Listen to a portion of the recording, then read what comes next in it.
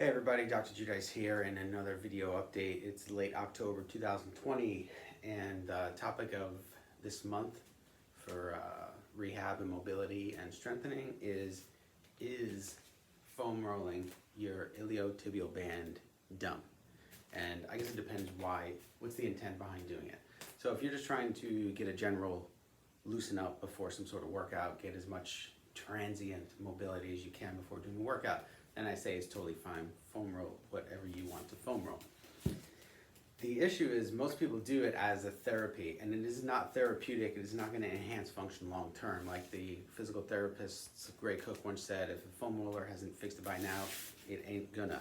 So you have to think about what's going on here. If you have chronically tight iliotibial bands, if you have chronically tight anything like hamstrings or whatever, you have to look at the opposite muscle, the antagonist muscle. So for the ITB, you're looking at the adductors. So you'll find in almost everybody who has tight iliotibial bands, either the muscle is actually weak or the antagonist muscle, the adductor, is weak. So the adductor goes on the inside of the leg over here.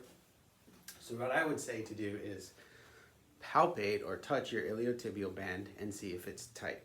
Then what you can do is find the opposite, the adductor muscle, which you find on the inside of the thigh. There's several of them, so you have to start at the knee and work your way all the way up.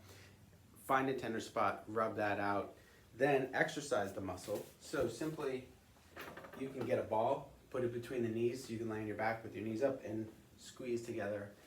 Do like a 5 to 10 second isometric contraction, change your foot position a little bit, and do several repetitions of that. Then go ahead and back and touch the iliotibial band and see if it's less tender. And you'll find that in most cases, it will be less tender. If not, then you might find that your issue could be the medial quad. And maybe we could talk about that next week or next month. So that is the strategy for the week. So if you're watching the people grinding out their iliotibial band, and I say, hey, that might be dumb, why don't we figure out what's going on with the band, or is it the adductor itself, okay? If you need help with that, let me know and I can make a more close-up video. I just don't have anybody in here to do it with because I don't want to wear a mask. So, nutritional stuff for the week. Hopefully everyone is finally on the vitamin D wagon now. We know that that's one of your best protective strategies against not only preventing cancer and autoimmune disease, but infections like certain viruses that might be going around. So that's the best strategy, and you want to shoot for blood levels of 55 to 65. That's where the research is most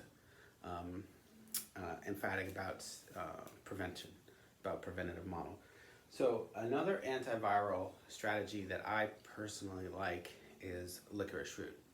So this is a liquid version by MediHerb, and most people aren't going to handle the taste of this. Personally, I like it. I feel like when you taste the nutrient, it's going to work better. That's just my thinking.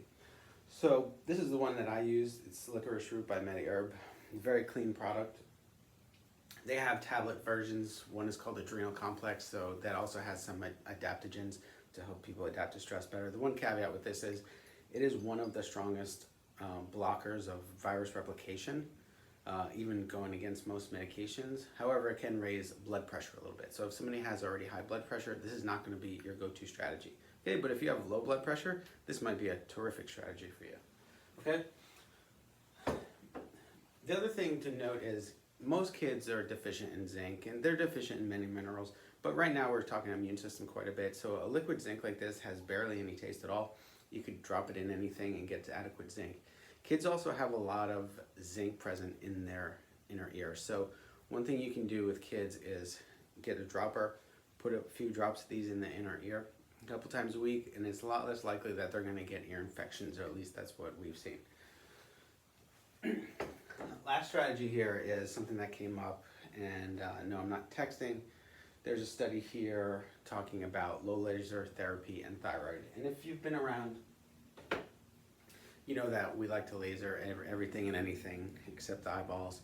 But there's studies that come out all the time showing how low-level laser therapy can improve function. And this study showed that low laser level therapy promotes improvement in thyroid function, and patients experience decreased need for T4 and a reduction in TPO antibodies, which means you're literally calming down the autoimmune response as well as improving thyroid function. So lasering over the thyroid is a great strategy, especially if somebody has autoimmune thyroiditis. So I hope you like this tip, and let me know if you have suggestions for the next one. See you next time.